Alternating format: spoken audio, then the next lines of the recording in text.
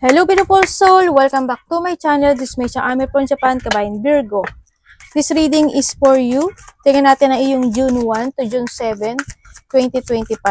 Maraming salamat muna sa aking mga subscriber, new subscriber, cross-watcher, at sa mga bagong pasok dyan. Welcome na welcome kayo sa bahay ni Ate Aimee. Salamat din sa nakataba ng puso ninyong mga comments at sa mga nagpa-personal reading. Marami pong salamat. Kung gusto nyo, na energy nyo lang talaga, ang gusto nyo makuha natin, all the details, para sa personal reading ay nasa ibaba ng video na ito. Just sa general reading, kunin mo lang ang sayo at itapon ang hindi naman sayo. Maaring vice versa.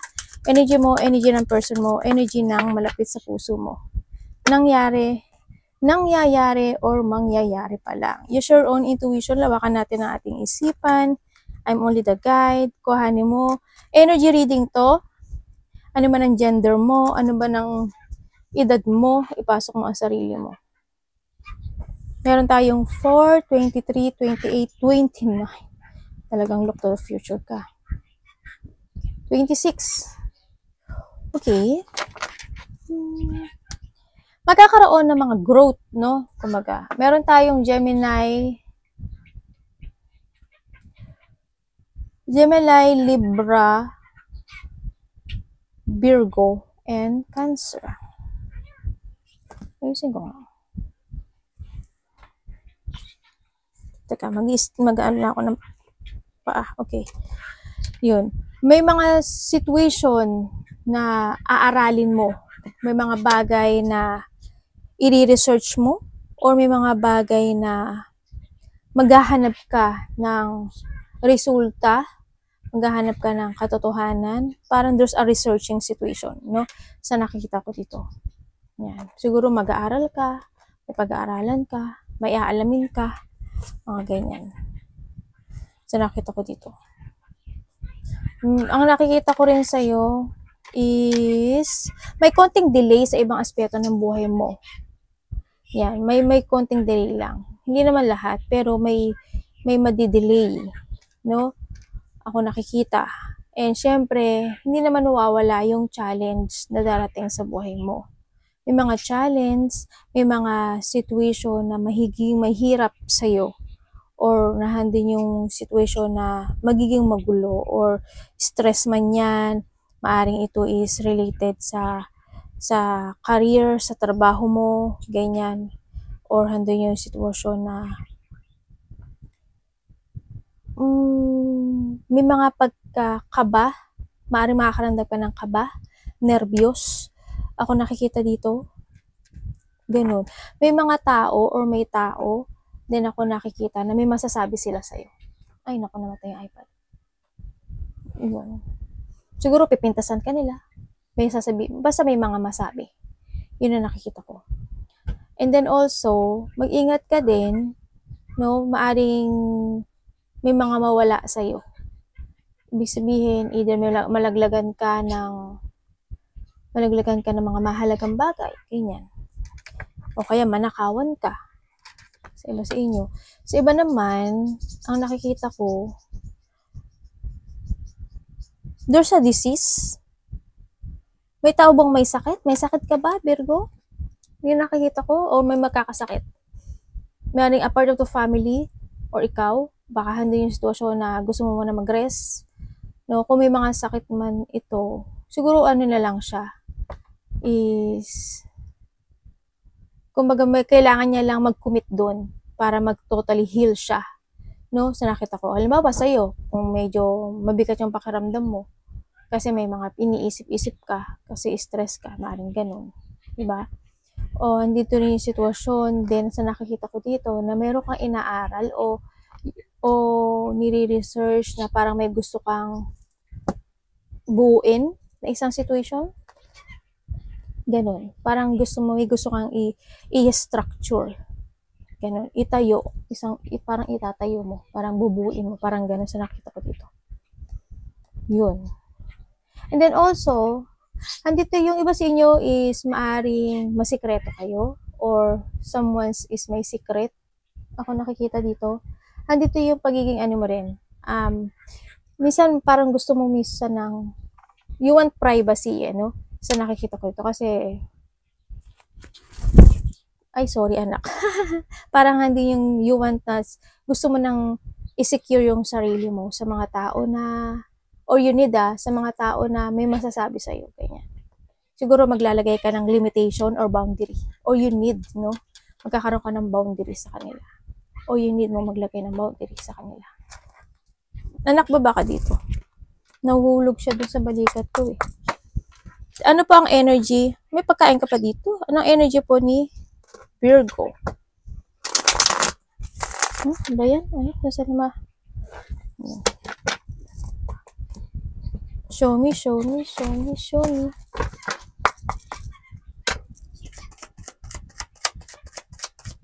Meron tayong babae, meron din tayong lalaki. Siguro dito sa mga tao na to is magkakaroon sa'yo ng quarrel, o hindi pagkakaintindihan. Yan na nakikita ko dito. Sa iba sa inyo meron kang, kung ikaw ito naman is nandito ko sa nakikita ko na, may mga papuri pala sa'yo No, may mga papuri, may mga kasiyahan. Yan, may magbibigay ng pagmamahal sa'yo.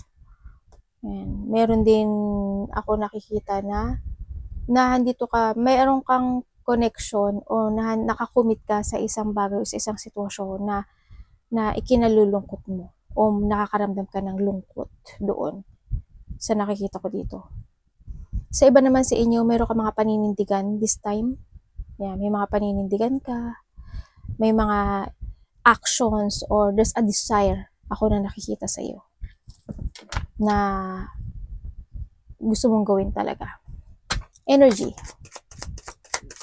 ni Virgo.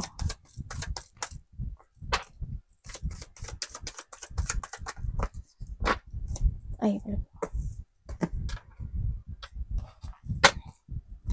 ano pong ibig niyo sabihin? Energy ni Virgo.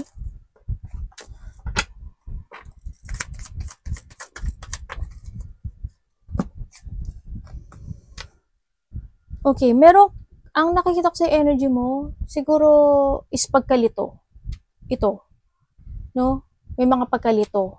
May mga kaba sa iba for a change, ganyan. May mga situation na natatakot ka. Yung parang there's a fear of the unknown situation. Ganyan ako nakikita dito.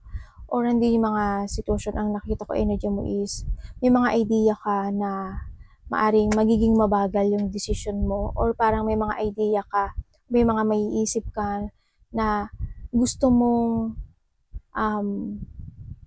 hindi mo siya mamadaliin, ibig sabihin. Kumbaga, is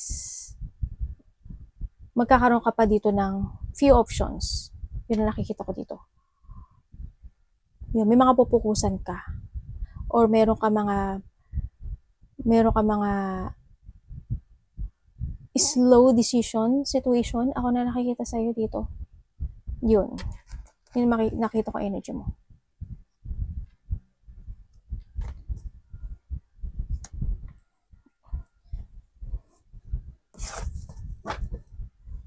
Tingnan natin ang parating sa'yo.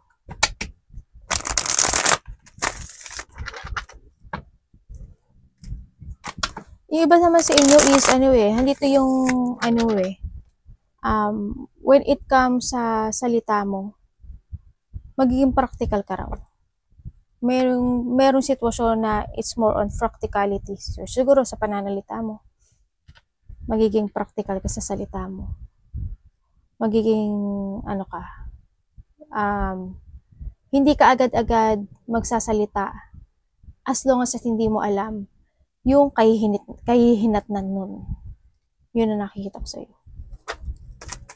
Ano ang parating kay Virgo?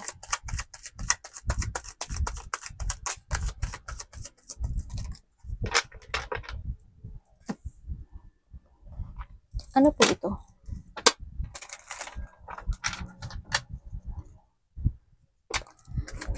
Eight of Cups ang parating sa'yo.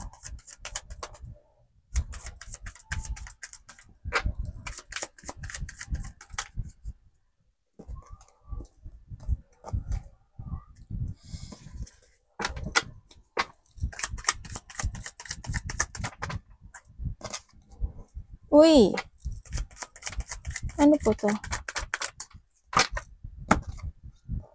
Uy! Teka lang. Merong parating sa'yo may sadness. May sadness. Ako nakikita sa'yo. Sa iba sa inyo, magkakaroon ng cancel or delay sa ibang aspeto ng buhay mo. Halimbawa, may mga hinihintay kayo. Yan. Or may mga plano kayo. Pwede siya ma-cancel or ma-delay. Or if you have a travel, ganyan. Maaring pwede siya ma-delay of travel or magkaroon ka ng a few options when it comes to a travel. Parang ganun. So, nakita ko dito. Ang nakikita ko parating sa'yo is sadness. May mga bagay o sitwasyon na makakaramdam ka ng dissatisfaction dito sa nakita ko. May mga situation na may stagnant ka. Or there is a stagnant situation ako na nakikita sa'yo. No? May mga unexpected, a blow up emotion, malaki man o maliit itong sitwasyon na to. There's a pain, disappointment, mga intense, emotional pain, or pwede rin siya sa pwede rin siya sa, conflict, or pwede rin siya na mga something trauma, or lungkot, talagang isa sadness, or mga depression, o kaya sa iba naman is pagkalito sa inyong mga tatahakin na goal, na path, o sa inyong mga didesisyonan this time, no? Maaring doon kayo malito, no? Magkakaroon ng confusion. Or handun yung sitwasyon na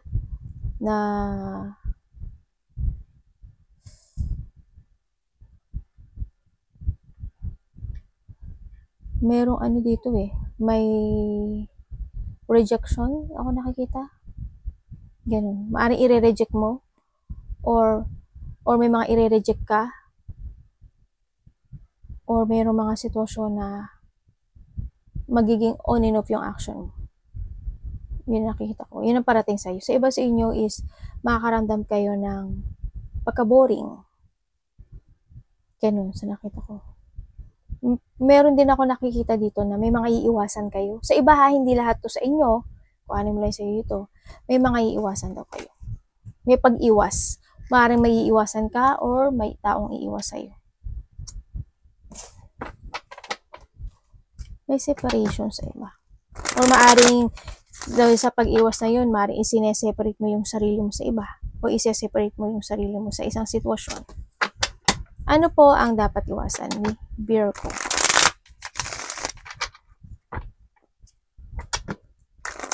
Ano po ang dapat iwasan ni Virgo? June 1 to 7.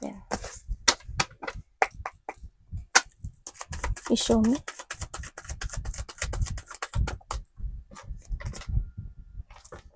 The 5 of Wands.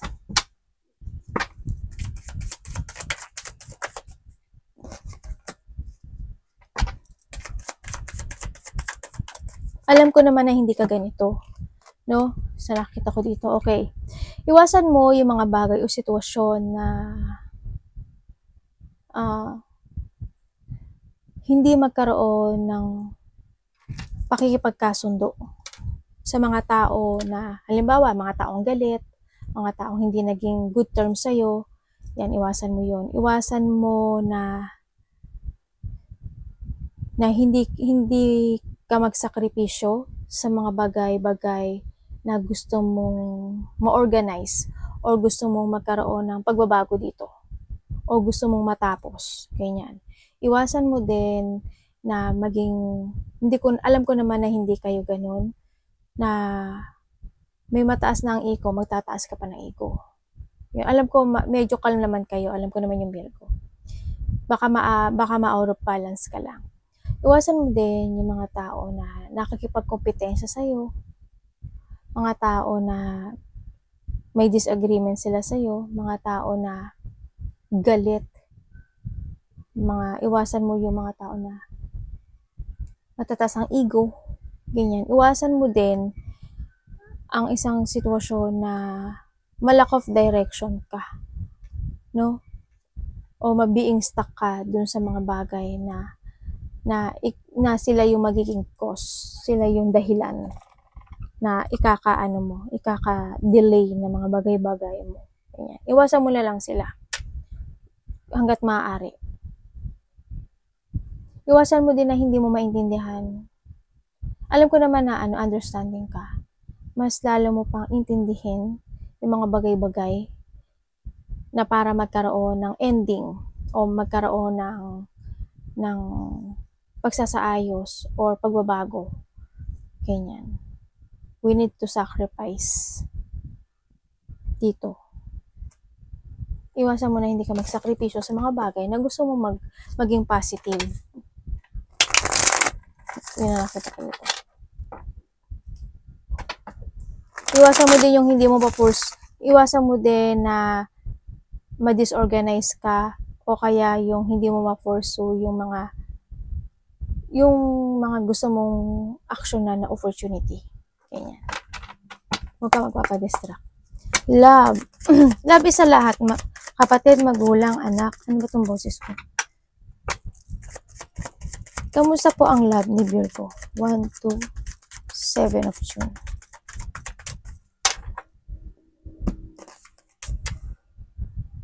The Sun. Masaya ka.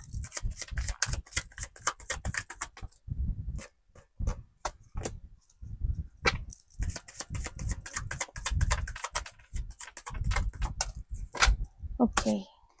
When it comes to a love, ang nakikita ko sa'yo, masaya ka naman.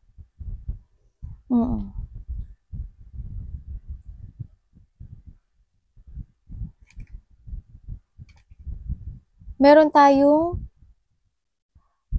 Aries, Leo, Sagittarius, Aquarius, Gemini, Libra, Pisces, Cancer. Ay, hindi. Ito, Sagittarius to eh. Yun na nakita ko. Siyempre meron tayong 8. Yun. When it comes sa love, kung kayo is nagkahiwalay na nitong tao na to,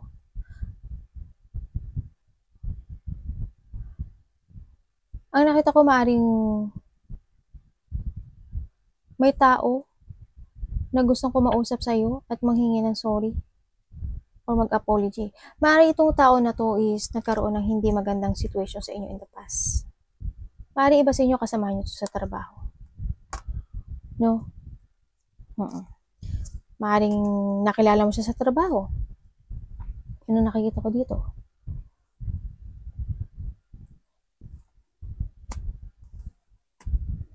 Nagkaroon kasi ng mga pagbe-betray, nagkaroon ng mga pagsisinungaling in the past. Maaring ito is magkakaroon ng apology, ikaw or siya, parang ganun. So nakikita ko dito. Parang hindi yung sitwasyon na want ng recovery dito sa relationship na to, no? Sa nakikita ko. Kung kayo naman is in a relationship, ang nakikita ko sa'yo dito, andito ka kasi kayo sa sitwasyon na pareho kayong hiding your feelings, no? Pareho kayong yes, mahaba yung pasensya. Pareho kayong masaya na may nakikita ko dito. Kumbaga, andito yung pili. Maring pili yung inyong usapan o yung mga discussion sa nakikita ko dito. Yun. Siguro kapag naisipan lang, kausapin kita. Ganun. Pero nakita ko yung happiness nyo, yung success nyo, o yung ano nyo, pareho. Kasi with the Sun and the Angel, diba? Nahandun talaga yung kalmado, katahimikan, payapa, ganyan. Pag ito yung tao mo, pagkausap mo siya, siya or ikaw, nakakaramdam ka ng saya sa kanya, ganun. Parang siya yung nakapagbibigay sa'yo ng liwanag. Wow. Yun na nakikita ko sa'yo dito. Maring ikaw or siya is mabait kayo. Kumbaga. Mabait kayong tao. Oo. Sabi, oo eh. Tingnan natin Yung sinagot ko talaga yung ano yun, no, yung timer. Tingnan natin ang money mo.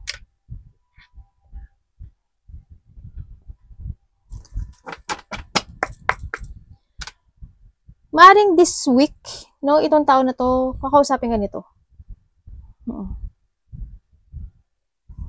Kakausapin ka niya. Maaring may pag-uusapan kayo related to a money, to a work. Ganyan. Yung pala ano, no? Oh, ito yung sahod ko. Oh, ito yung panggasto sa ganito. Ayaw mo ganun, di ba? Kamusta ang money ni Virgo? Money or work, ganyan. O may mga gagawin kayo. Kamusta po money ni Virgo? This June 1 to 7, 2025.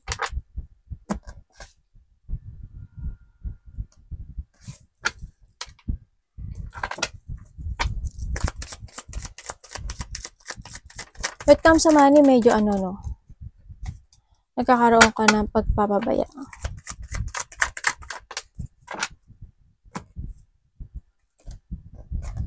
Siguro in the past, ang nakikita ko dito with comes sa money mo, na may konting pagpapabaya na nangyari. No? Sa nakikita ko dito, naging ano ka, naging careless ka siguro. Siguro andin din yung sitwasyon mo na naging pasaway ka. No? O kaya may taong naging pasaway. Kaya nagkaroon ng mga paglabas ng pera. Pero ang nakikita ko sa'yo ngayon this time is mas more ka magiging matured to handle your money this time. Mas more mong puprotektahan yung money mo this time. Magkakaroon ka ng disiplina this time. Mas more ka mag-focus to make it balance. Magkakaroon sa'yo ng transformation. Mas more ka mag-focus to make it balance para mabalanse mo yung pera mo this time. Sana kumagahan dito na yung you have a logic organized na dito sa money mo. Kumbaga you have a rules na mangyari sa'yo. May mga sitwasyon din ako na nakikita dito na pagpapasyahan mo. Yun ang nakikita ko. May pagpapasyahan ka na maaring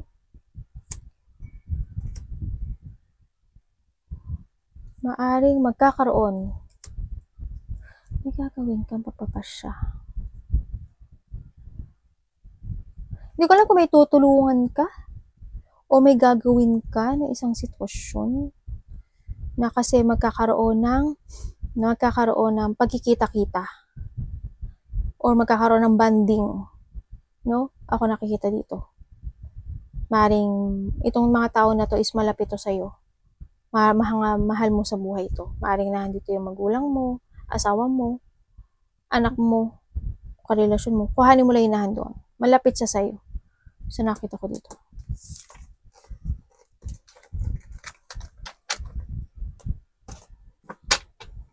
Tingnan natin, any opportunity pa po kay Virgo. Vision.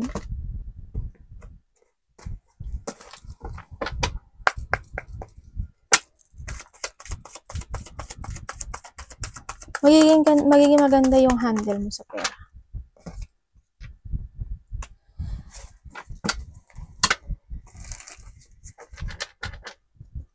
Ano po ito?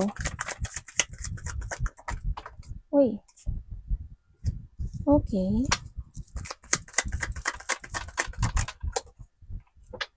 Ano ba tong ano mo?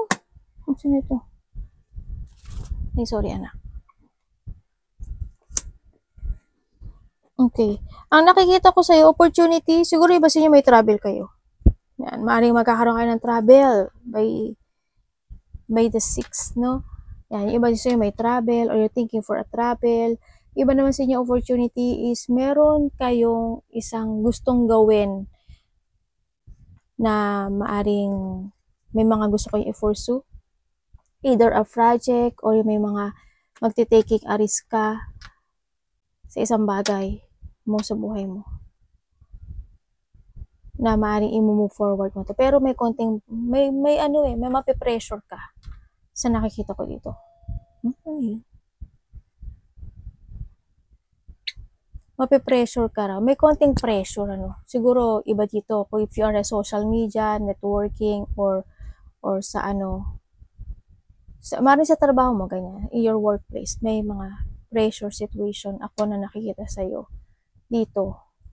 Ang parating, ang opportunity pa rin is, ang nakikita ko dito,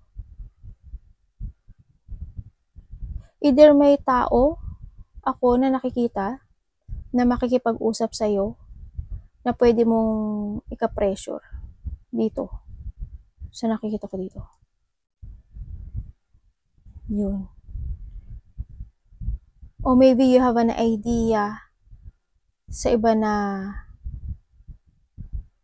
meron kang mga sitwasyon na you want to leaving behind. Parang babaliwalain mo o aalisin mo.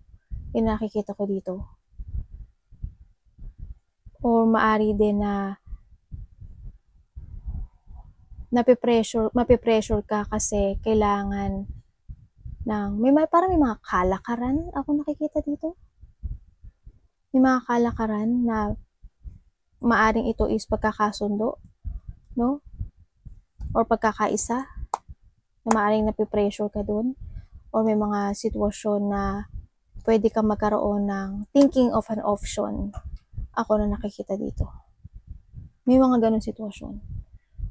Ako nakita. Yung iba sa inyo is magkakaroon kayo ng restriction o limitation.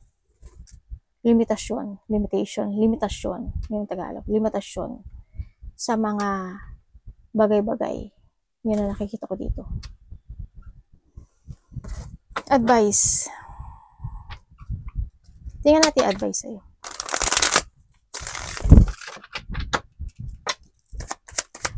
Iba, begin of a project. Yan, medyo may pressure ako nakikita sa'yo. Siguro may gusto kang gawin na isang project or gawin na isang situation na nagiging challenge sa'yo. Ganyan. Advice po. Anak pa ba? Maipit ka dyan. Tapos siya lang umiiyak. Ano kaya yun? Baba dun. Advice at 10 of Pentacles.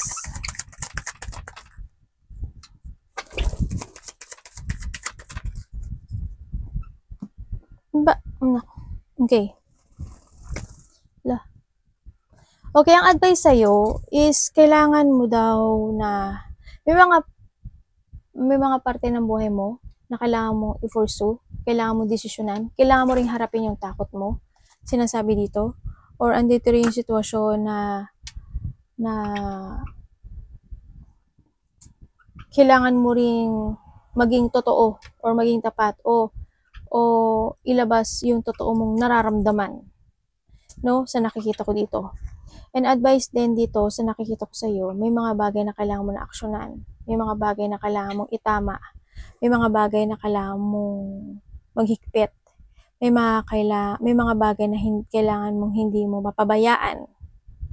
No, may mga bagay o sitwasyon na kailangan, kasi ang sabi dito, advice ito is you need to focus para magkaroon ng stability, para magkaroon ng good foundation sa trabaho mo man yan, sa family mo man yan, or think to the future. And syempre speak out. And may mga sitwasyon na yun nga, hanapin mo yung takot mo. No, you need to use your mind or intellect if you want to crossroad, if you want to open your eyes, or kailangan mo kasing harapin yung mga obstacle na darating sa buhay mo. Kailangan mo face the reality. Face the reality yan. Yun na nakita ko dito. Yun, may mga bagay na kailangan mo may saan ka talaga abandonahin. Siyempre, being truth, no, sa nakita ko dito. May tao na no, hindi lahat kayo may tao na may masama siyang thinking sa iyo. Yun nakikita ko. And syempre, save money. Sinasabi dito save money. Kailangan alagaan mo rin daw yung sarili mo dito. Ayan, may mga pag-aalaga, no? Sabihin, nandito rin alaga ng sarili, ng pera, think of the future, family, yung mga any foundation, ganyan. Yun na nakikita ko sa'yo. Arigato naman sa God bless.